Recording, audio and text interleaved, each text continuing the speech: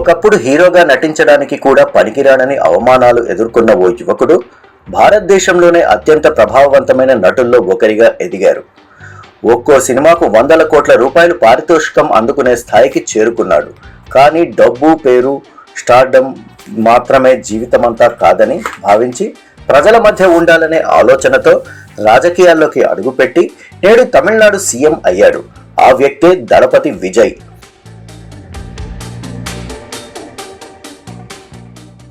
అభిమానులు ప్రేమగా దళపతి అని పిలిచే విజయ్ జీవితం కష్టాలు, అవమానాలు, విజయాలతో నిండిన ఒక అద్భుతమైన ప్రయాణం. 1974 జూన్ 22న చెన్నైలోని జోసెఫ్ విజయ్ చంద్రశేఖర్ జన్మించారు. తండ్రి ఎస్ఏ చంద్రశేఖర్ ప్రముఖ సినీ దర్శకుడు కాగా తల్లి శోభ గాయని, నిర్మాత. సినిమా కుటుంబంలో జన్మించినప్పటికీ విజయ్కు చిన్నప్పటి నుంచి జీవితం అంతా సంతోషంగానే గడిచింది అనుకుంటే పొరపాటే. ఆయన జీవితంలో ఎప్పటికీ మరవలేని విషాదం తన చెల్లెలు విద్య చిన్న వయసులోనే మరణించడం. ఆ సంఘటన విజయ్ను తీవ్రంగా కలిచివేసింది. ఒకప్పుడు చెలకిగా ఉండే బాలుడు ఒక్కసారిగా మౌనంగా మారిపోయాడని ఆయన కుటుంబ సభ్యులు పలు ఇంటర్వ్యూల్లో గుర్తు చేసుకున్నారు. చెల్లెలి మరణంతో బాధలో ఉన్న విజయ్ను ఆ పరిస్థితి నుంచి బయటకు తీసుకురావాలనే ఉద్దేశంతో తండ్రి చిన్నప్పుడే సినిమాలో నటింపజేశారు. బాలనటుడిగా పలు చిత్రాల్లో నటిస్తూ కెమెరా ముందు ఎలా ఉండాలో, ప్రేక్షకులను ఎలా ఆకట్టుకోవాలో చిన్న వయసులోనే నేర్చుకున్నాడు. అదే అనుభవం తర్వాత హీరోగా నిలబడేందుకు ఎంతో ఉపయోగపడింది. యువకుడుగా మారిన తరువాత హీరోగా సినీ రంగంలోకి అడుగుపెట్టిన విజయ్కు మొదటి రోజులు మాత్రం ఏమాత్రం సులభంగా లేవు. ఆయన రూపం, నటనపై తీవ్రమైన విమర్శలు వచ్చాయి.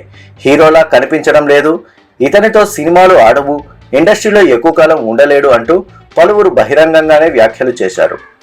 మొదటి సినిమాలు కూడా ఆశించిన స్థాయిలో విజయాన్ని అందుకోలేదు. వరుస అపజయాలతో విజయ్ నిరాశకు గురైన సందర్భాలు కూడా ఉన్నాయి. 1996లో విడుదలైన పూవే ఉనక్కాగా సినిమా విజయ్ జీవితాన్ని పూర్తిగా మార్చేసింది. ఈ చిత్రం కుటుంబ ప్రేక్షకులను ఎంతగానో ఆకట్టుకుంది. అప్పటి వరకు సాధారణ హీరోగా ఉన్న విజయ్ ఒక్కసారిగా తమిళ ప్రేక్షకుల ఇంటికి చేరువయ్యాడు.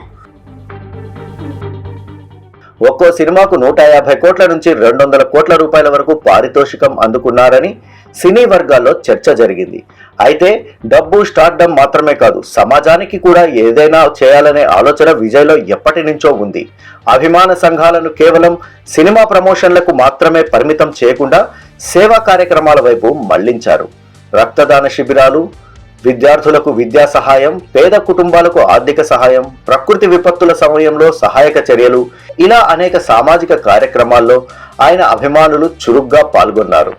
విజయ్ కూడా అనేక సందర్భాల్లో ప్రతిభ కనబరిచిన విద్యార్థులను సన్మానించడం, వారికి ప్రోత్సాహక బహుమతులు ఇవ్వడం వంటి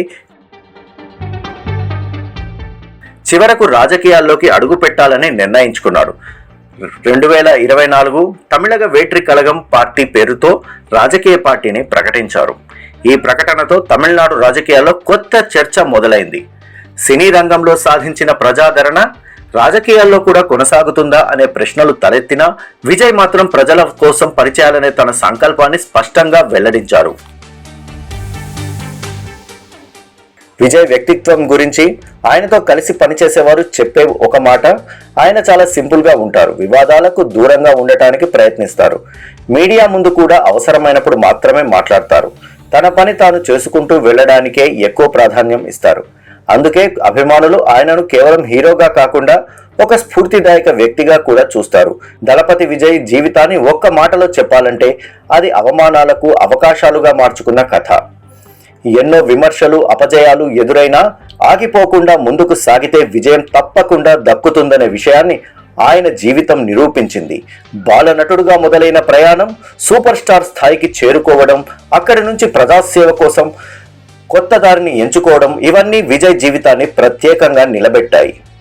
రాజకీయాల్లోకి రావడం, అందులోనూ ఎలాంటి బ్యాక్గ్రౌండ్ లేకుండా ఒక ప్రాంతీయ పార్టీని స్థాపించి కేవలం 2 ఏళ్లలో ముఖ్యమంత్రి పీఠాన్ని దక్కించుకోవడం, ఇదే దళపతి విజయ్ ప్రయాణం.